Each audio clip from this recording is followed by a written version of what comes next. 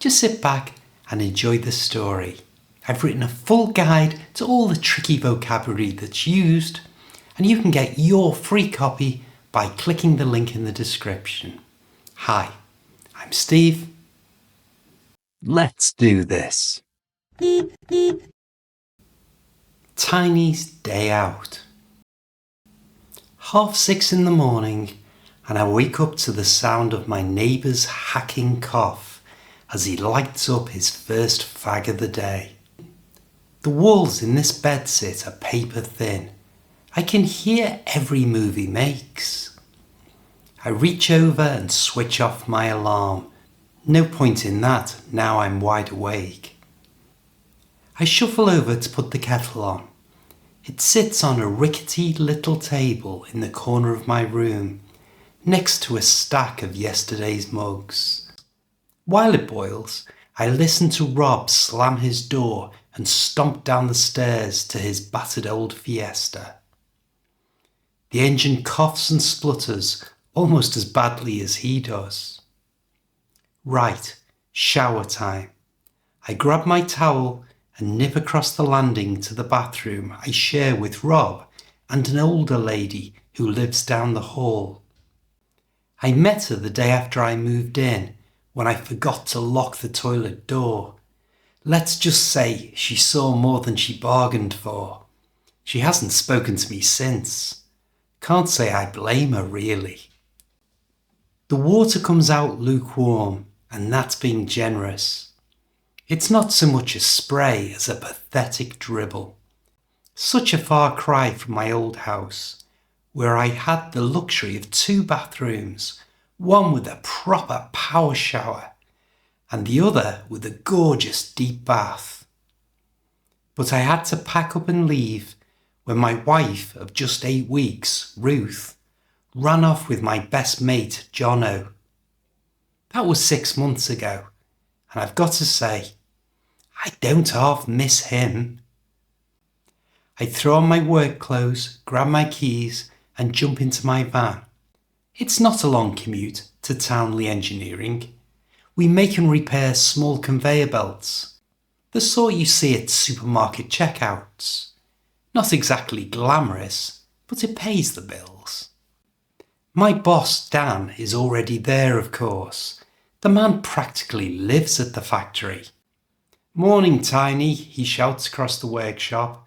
"Couldn't sleep, or have you wet the bed again?" He's having a proper laugh at his own joke as usual. Everyone calls me Tiny, which is ironic really, seeing as I'm 6'11" tall. British humour at its finest.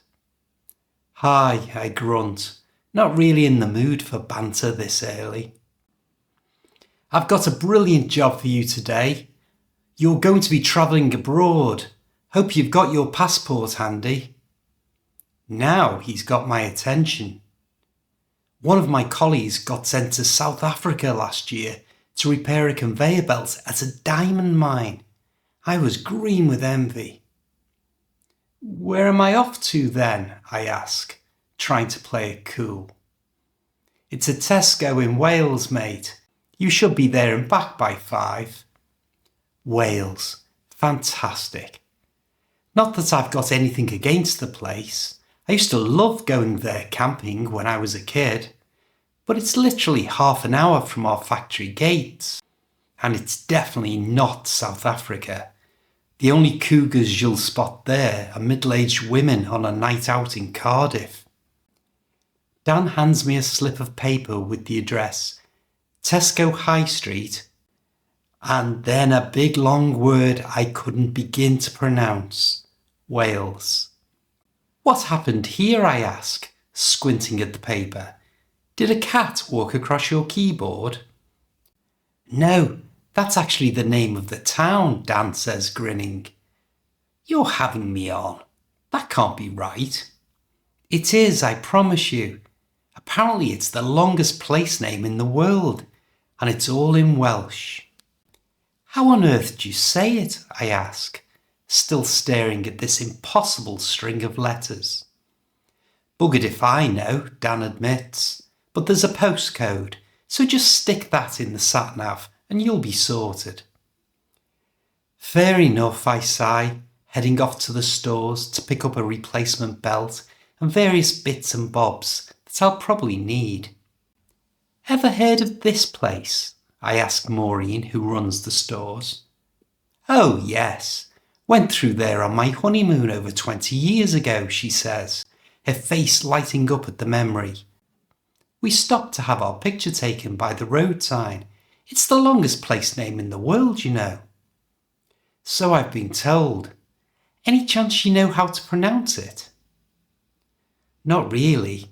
I know it ends with go go goch, but I reckon you'd have to be Welsh to get it right. I gather what I need, chuck everything in the van, and punch the postcode into the sat-nav. The robotic voice pipes up. 2 hours to your destination. Right then, Dan was spot on. I should easily be back by 5. I set off, reminiscing about when I was younger and those camping trips to Wales with my family. I passed through the sprawling estates of Runcorn, a new town built to house the overspill from Liverpool. Nearly everyone I meet round here is a Scouser. Friendly enough folk, but I can barely understand a word they say with that mad accent of theirs. About 20 minutes later, I cross the border and pass the sign with the red dragon that says, "Welcome to Wales," with the same message underneath in Welsh. Wales is one of those places that's part of the UK, but also its own country, with its own language and everything. Apparently everyone speaks English, but loads of people can speak this ancient language as well. Then I'm into the rolling green hills, dotted with sheep as far as the eye can see. I pull up at the Tesco and head inside. At the information desk, I'm greeted by a stunning woman with a lovely Welsh lilt and a figure that could stop traffic. "Oh, it's so good to see you," she says warmly. "We're only a small store and we've been struggling without all our checkouts working." Without pausing for breath, she adds, "You're very tall, aren't you?" "Yes," I reply, "nearly 7 feet actually." "Lovely," she breathes, giving me a proper once-over. Is she coming on to me? "Shall we crack on then?" I ask, gesturing to the roll of belt I brought with me. She leads me to the broken checkout, and sure enough, the old belt has snapped clean through. They only last a couple of years before they need replacing. Standard wear and tear. I get stuck in, only having to stop twice for people wanting selfies with me. The joys of being one of the tallest blokes in Britain. By the time I'm done, my stomach is telling me it's well past lunchtime. I head back to the information desk, and the same woman, who has been finding excuses to check on me every 15 minutes, each time bringing yet another cup of tea. "All done," I announce, handing her an invoice to sign. "So soon? What a shame," she says, looking genuinely disappointed. "Is there anywhere nearby I can grab a quick bite?" I ask. "Only the fast food place next door, I'm afraid. I'd join you, but I don't finish for another hour." "Never mind," I say, "maybe next time." "It's a date then," she replies with a wink. "I'll make sure to break another checkout belt soon." Shaking my head with a smile, I leave the store and pop into the fast food outlet next door.